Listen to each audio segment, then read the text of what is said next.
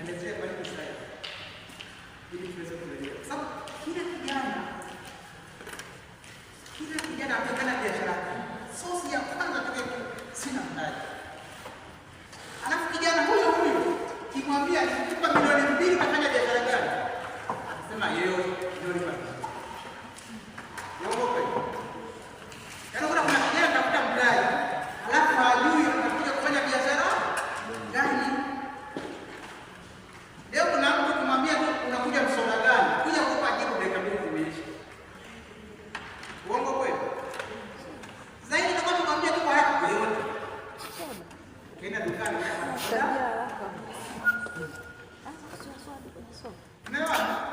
sasa kuna inaweza kuwa ni sahihi kwa kutokuwa na kwa ndio sababu kushinda kujenga biashara ya watu. Inaweza kuwa ni sahihi lakini maelezo ya leo unaelewa kama kweli au sio? Kwani mjaja wanalipa kodi kubwa. Leo unajua kwamba walipa kodi. Kuna sheria iliyowekwa Marekani. Ile sheria iko kimgonga mwekezaji na mwenye analipa kodi sasa miaka 5. Kimgonga mwekezaji. Kosa kubwa mbaya mno. Unakuwa mtu ambaye ameajiri vijana. Sielewa. Leo unajua kumbe hawa sipokuwa unaelewa. Zipo kanuni mbili kabisa za pesa kwa watu wengi wanataka. Kanuni mbili za pesa. Kanuni namba 1 inaitwa OPM. OPM ni other people money. Pesa za watu wengine. Hiyo ni kanuni namba 1. Inaitwa nini? OPM. Other people. Unaona hapa jamaa? Jamani kuna aina tatu za mitaji. Aina ngapi? 3 za mitaji. Aina ya kwanza mtaji ni wazo, idea. Wazo. Ukipeli kwenye wazo wewe ni maskini mkubwa sana. Kwenye wazo. Una idea ipi? Ndio maana wazungu wakikana Mwafrika wale kama wanakulisharisha huko atamani kujua na wazo lipi. Unaelewa? Kuna watu leo waliokuwa mawazo kwa matajiri hapo ndio wakapata maskini. Unaelewa? Wazo. Ndio ni mtaji namba 1. Kuna wazo lipi? Je, kuna kitu gani ambacho kikiongeza kwenye jamii? Kuna changamoto gani umeiona kama mjasiriamali unataka kuleta solution? Idea. Kwa nini mtaji kama mara mia kwa hela kuna idea. Kana mabosi wengi tu. Wanajua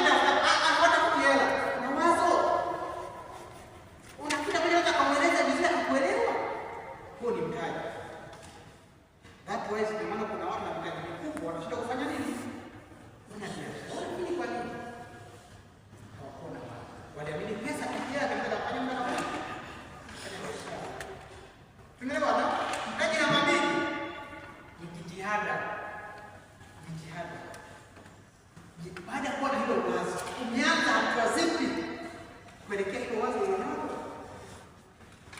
Sawa, jitihada. Au umekuwa na wazo ukabaki pale pale na wazo. Kuna kamsani kanasemaga anapewa lift leo stand.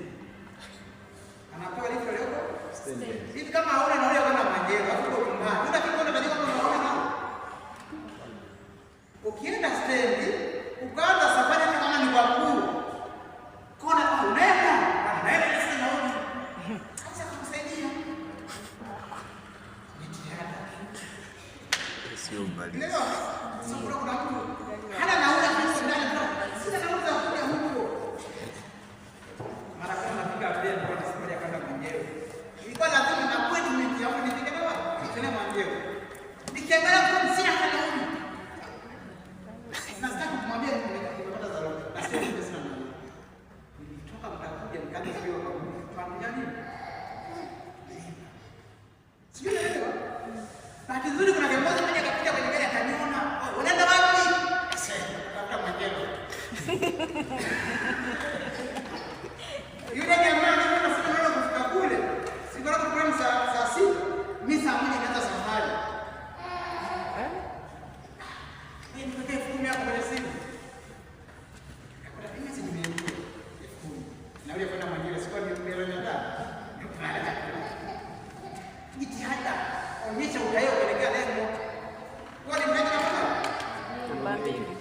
ningejifungia ndani. Ningemwambia na yule leo nimeshinda. Kuna mtu wa Afrika tukitaka tusifanye jambo, wakati ni sababu ambazo au tegemea hizo sababu waweze kuvuka. Uongo kweli? Sikia hakuna cha kuuma. Hapa jana kuna msiba, hata ni msiba huko na ajenda. Sio na unatafuta visingizio vya kushindwa kufanya jambo hilo kama kulifanya, alafu jambo hilo kuna manufaa makubwa zaidi. Jitihada. Mtaji namba 3 ni pesa. Mtaji namba 3 ni pesa. Unaona pesa inaenda sehemu ya 3. Pesa ni mtaji namba 3. Tunaona? Kwa hiyo hawa jamaa wa huku walianza business wakiwa hawana kitu kingine yote. Walianza business wakiwa na idea. Ngoja kuja kwa baba. Naona sitai. Tunaanza kila siku. Unajua hizo zitengeneza. Alikuwa ni mtu mshumaa barabarani. Akatoka kuuza mishumaa, kaanza kuuza magazeti. Amepiga kwenye mkono. Tunaona za gazeti? Ndio. Sasa kuna siku akauza gazeti hata moja kutoka asubuhi mpaka saa 11 jioni. Akaenda kwa mlimani. Akawa anajiuliza maswali. Hivi kwa nini hii gazeti sijauza? Swali, lugha haisomeki. Kichwa cha habari ni kibaya. Anatafuta majibu ya kwa nini gazeti. Majibu ya kuja kuyapata, kumbe anayetaka kusoma gazeti ni mtu ambaye ni msomi. Sawa? Msomi huyu kumbe mchana muda kuzaidi gazeti, msomi huko kwenye ufuta amefanyaje? Ameajiriwa. Utamuzia na utamwambia ni msomi. Kumbe msomi ndio ameajiriwa. Ndio hapo mteja wangu. Huyu mtu anapata muda sana kusoma. Muda ni usiku. Swali vile vile usiku ni giza, kusomaji gazeti? Kutengeneza taa. Sio telewana. Akagundua kumbe nikizalisha taa itakao hapo usiku nitakuwa tajiri. Sawa. Alifanya majaribio mara 1113 akiwa na petrol kuzalisha taa. 1113. Yaani kama mfika huko akifanya na fedha inaungua wapi mpaka kufika 1113. 1114 akafaulu ile programu ya kuzalisha nini? Taa. Anaitwa katika matajiri wa 10 duniani nani? Matajiri 10 duniani hapa hivi? Swali. Muuza mishumaa na wewe uko kwenye darasa kwenye nani? Muuza mishumaa hata na wewe shaka. Kienda pale barabarani atamkambia Musa gazeti. Na wewe hapo nikaa kwenye kiti mwenye mtaji nani?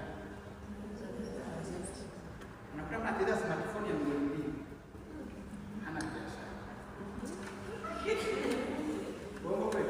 Wewe unakuta mtu ana simu ya mkopo ambayo ukipigia hesabu kila siku anaweka 2000 mara mwaka na 720 hapo na mtaji. Hiyo ni hatari. Sio naona? Hiyo simu za baba hizo ni mazuri. Masura hapa shida. 2300. Sio 1000 mara mwaka nataka na 20 na kusimamia na kimuna. Alafu nasema sina mtaji. Fanya nini? Muuza mishumaa.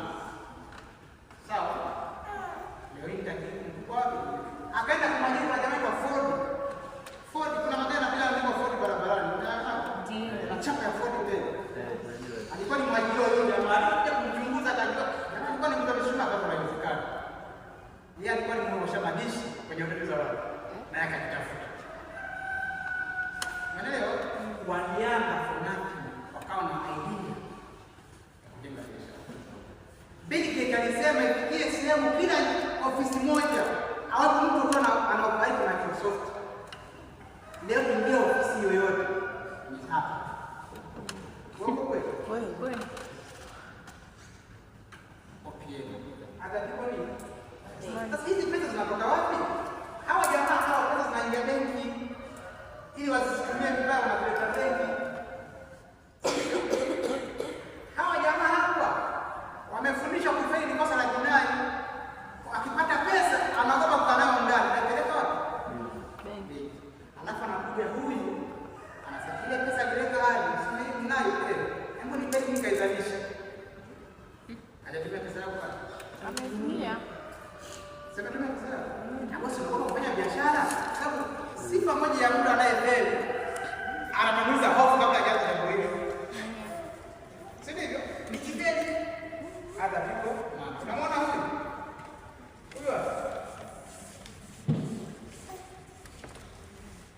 Huyu hapa ni mtu ambaye hajaajiriwa ila anakubali mambo yake. Yaani anakubali kama yeye hajaajiriwa. Uongo kweli? Mfano labda mimi nauza bidhaa gani? Nauza hivi. Nauza hivi? Mimi sio producer huko. Ila mimi nataka tu bali za nini? Zikiisha hizi simu nagiza nje. Mtaji labda milioni 5 au milioni 10. Sasa swali, kati ya mzalishaji wa Oppo na mimi ambaye ni muuzaji, mbona tena kika mapema kwenye safari yake mfanyoni na?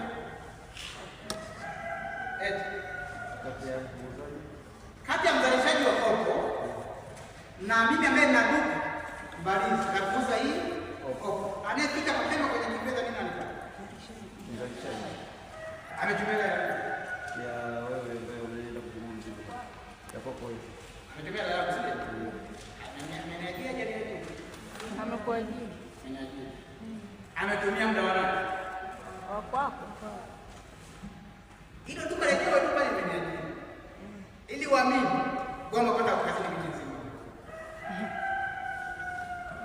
Sio hapa wakati tunatengeneza kazi zetu wenyewe. Sema ni self job.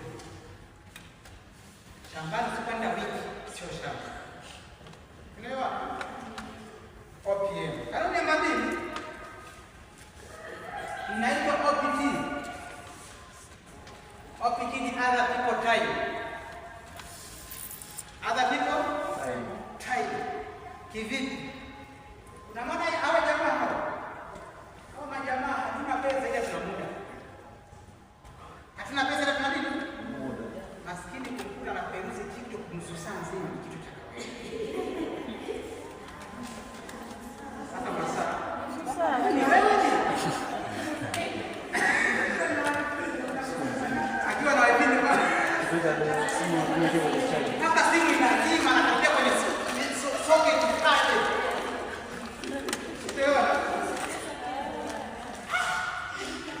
Hata kuna wakati mwingine unalala siku kwenye jani ile. Maana yake ni una muda wa kutosha. Sielewana? Kuna muda ila tuna nini? Pesa. Ukija kwa hoja basi sawa. Hawana muda ile pesa. Hawana faida wa nini? Kinachofanyika mnakutana katikati, unaweka mkataba. Bana ndio. Mimi na muda. Mimi sina muda na hela. Kama hauna hela una nini? Ndio tuje mkataba. Hata kazi zangu ni ya saa 2 kutoka saa 12 jioni. Swali. Saa 12 kidogo kutoka kwenye mtandao. Kwa mimi nina kulala. Kucheza tena kusudi. Kesho siku kiamka nikasaini. Saini lazima. Rafiki jamaa huyu ni mjanja sana. Baada ya miaka 60. Unalia, unacheka, unafanyia nini na nini nyumbani? Uongo kweli? Swali. Kwa miaka 60 hela zinaendelea kukatika. Tena saikolojia pesa na familia. Baada ya miaka 60 unahitaji pesa kuliko ukifika na miaka 20. Baada ya miaka 60 unahitaji pesa nyingi zaidi kuliko ambao unakuwa na miaka ngapi? 20. Kwa sababu nguvu za kufanya kazi hauna. Magonjwa ni mengi. Stress ikiwa ndani yako ngoja kwanza ni hela. Hata kama una keki haupokeleki. Wewe mwe. Hivi na miaka 60 unaweza kutembea na keki kama ile ndio ndio.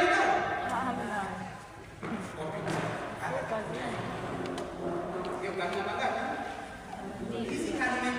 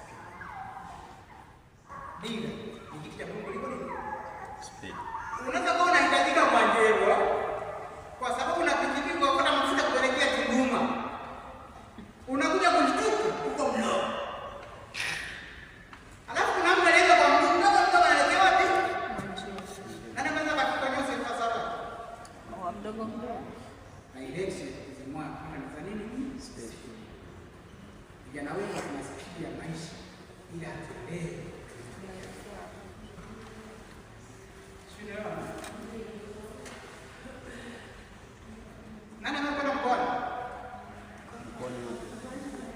Umekutoka mkoa ulipokwenda mkoa mwingine nani?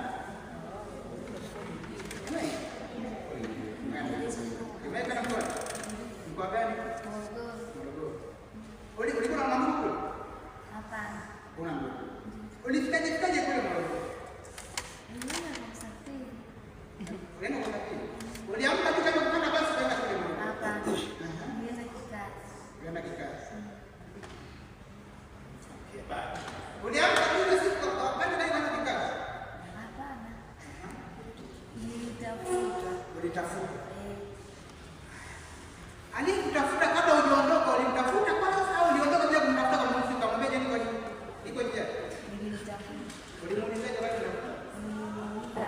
Aliniambia uanze safari kama yeye alikuwa akisema uanze safari saa 11. Nilipotoka nikamwambia nishatoka. Ndio nakukumbuka. Bado kuna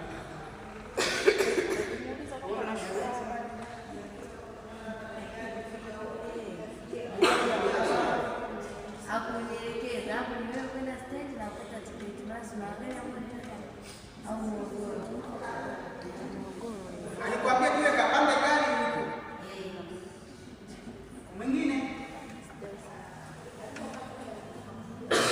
ulikuwa na kulipa kwa nani? Hapana, sijaje. Uko yeye. Asa unashukaje bila kuuliza? Kuna kuna mwingine aliyesafiri. Wote tunaelewa.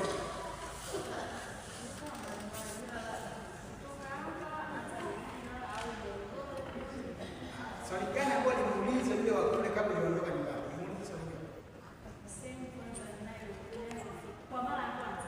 Kwa mara ya kwanza. Tunasikia wapi?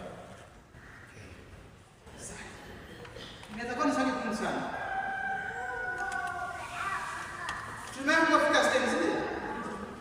Nani aliyokatuma tiketi kabla hajauliza na kwa neno wapi? Inawezekana. Hilo ni swali la kwanza. Na? Hilo ni swali la kwanza kwa kona. Ni swali la kwanza kwa pale maji. Unaenda kuangalia. Unaelekea wapi? No majibu hakuna tiketi hapo. Sio? Maana yake ni nini? Lazima kwanza ujue destination unakoelekea ili kuanza safari. Hiyo ndio maana. Lazima ujue destination kwanza, kituo cha mwisho ni kuanza nini? Safari. Namba ya mwenyeji hajapokea hamna kwa hiyo safari. Nakwambia. Sasa unapiga namba ipatikane na zile safari. Sikielewa. Unaendelea kwenye gari. Kuna profesa mmoja Profesa Albert Einstein, tunamkumbuka tunamsikia. Kuna siku amepanda treni. Ile treni muda kidogo baada ya kwanza safari akawa anaangalia kwenye siti. Yule atenda akaanza kumuuliza profesa unafuta nini kwenye siti? Jamani yule atenda akamuuliza unafuta nini mzee? Akamwambia bwana nimekueleza nini? Tiketi. Sasa yule jamaa akamwambia wewe profesa sisi tunakujua. Hapa mjini ni wewe profesa. Wewe ukapanda bila kulipa nini? Nauli akaenda kutafuta tiketi. Alipiga jicho yule mzee. Akamwambia kijana nisikilize. Tiketi nayo itafuta imeandikwa kituo na kituo kushukia. Nisipoipata namshusha kituo gani? Yule trainer akaenda akanisaidia kutafanya. Haujaanza biashara, ndio haki ya biashara. Haujaanza biashara, ndio kuwa na vision ile nini? Biashara.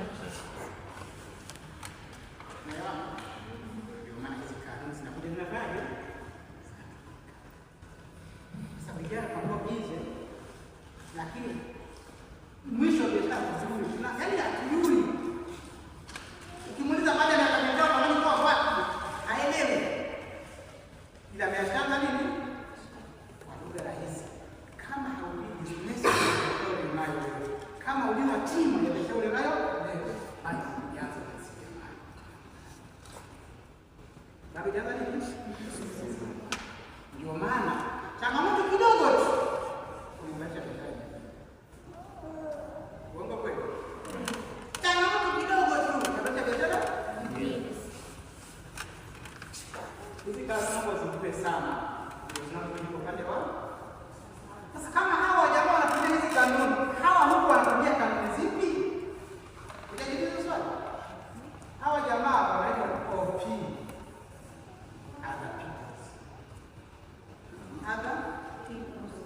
Ukiona hauna vision, hauna mission, hauna tatizo ambao utaenda kulitoa kwenye society, ndio kuna mwamba yule upande wa huko anakula na wewe sana mmoja kwa sababu kama anakula pesa mingi.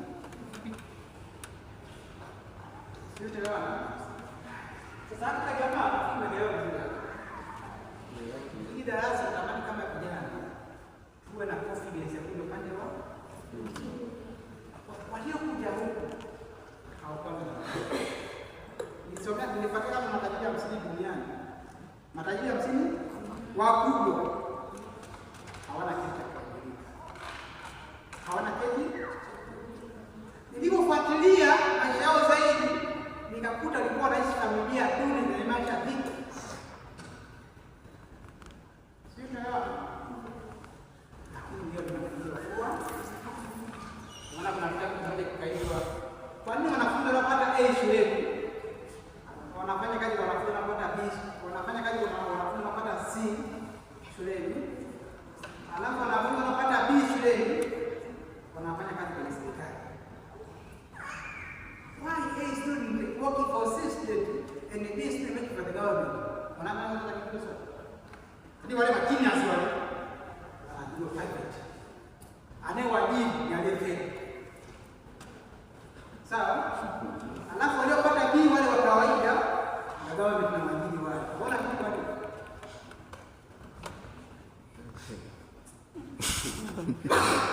Sasa mama usumbuke kitu kama kuna kitu nacho. Mama kajaribu. Walijaribu. Yule mwanafunzi alipata A anaenda kuajiriwa private sector. Kuna yule naona yule mtu wa private sector anamhitaji yule mtu ambaye naweza kusema mwenye vision kubwa au ambaye mwenye maono makubwa kuja kufanya kazi yake, isipokuwa yeye alifeli katika mazingira ambayo yeye alishindwa kutekeleza katika ile kazi. Alafu tukija kwa mtu ambaye ana wastani wa B kwenda kuajiriwa serikalini, yaani ile naona ni namna ya kumtengeneza, namna ya kumtumia. Na ndio maana hata hapo unapochukua mfano kwenye makampuni, ni kweli hata mwenyewe pia nimefanya kazi katika makampuni, katika kampuni mpaka leo hii, ni kwamba hakuna kampuni ambayo hata nilizofanya nazo kazi, hakuna kampuni ambayo ilitamani kwamba siku moja mimi nikikuwa nije kujitegemea katika mazingira fulani ya kazi. Kwa mara nyingi najikuta nafanya katika kazi ya kampuni iko hivyo, ni kwa nini naweza kusema sana mapinda kule upande wa kule. Mwenyewe mwingine jamani. Aliyepata A maana ni genius wa mtu ambaye masesi nani akomea na daftari. Ukija mtu anapiga 100. Anajipea 5 kwenye 0. Alafu anatafuta na mtu aliyepata C. Alafu anampata kazi. Kwa nini? Hamna majibu mengine? Jibu rahisi ni kwamba hamna neno jaribu. Jibu ni kwamba jamani, wanafunzi wanaopata C wanasoma vitu ambao yaani wanafunzi wanaopata C wanasoma vitu ambao wanapata A kwa Kiswahili. Why A student make C student and B student for the government? Jibu wanaopata C moja ni watu ambao wanafungia hiyo. Elewa na? Ni watu ambao kutoka shuleni akirudi nyumbani kwa wanajeshi kwenda shambani. Tunaelewa? Ni watu ambao akitoka shuleni anambia kaa kwenye duka uza, maana nataka nisome, hakuna kusoma. Ni watu ambao wana maisha magumu, wanapitia changamoto. Ni watu ambao anaweza kutoka hapa kwa Mbalizi kwenda kwa Aloe, si nisema kubali milimani kule kwenda kusoma kwa mguu. Wanapokuwa wanatoka Mtende wanasoma Utengule shule ya msingi kwa mguu. Itende Utengule, maana shule ya msingi hapo ni nini? Wanafunzi wanapata C wanapitia maisha magumu. Wanafunzi wanapata A gani? La shule anapanda. Unaona? Bwana kabisa ya maji na nini? Hela chakula sio nini? Kwa hiyo wanaopata C ni watu ambao wana IQ kubwa ya maisha kuliko ambao wanapata nini? Bili kijaribu kusema nilifeli form 6 na ifi yako kaendelea na chuo. Sawa? Akasema leo mimi ndio miliki. Akasema leo rafiki yangu ni engineer wa Microsoft. Mimi ndio wa Microsoft. Hiyo sana tunaelewa. Nilifeli chuo form 6. Rafiki yangu mimi akaendelea na nini? Na shule. Leo tunapozungumza yule rafiki yangu ni engineer wa Microsoft. Alafu mimi nilifeli ndio naona nini? Sababu gani? Kufeli shule. Kupata C, kupata A sio reason ya sio sababu. Haya, wala kaza kutoka. Kama nimepita kusema anataka leo. Unajua? Unajua mambo gani na? Mimi kwa ile ndio naona.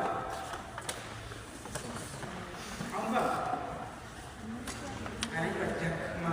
Anaitwa nani? Jack Ma. Ukifuatilia tabia yule jamaa utakimbia. Alipenda darasa la 4 mara hizo. La 7 alipenda mara hizo. Sawa? Chuo katika watu 25 walikuwa na faulu yake pekee yake alikuwa na fail.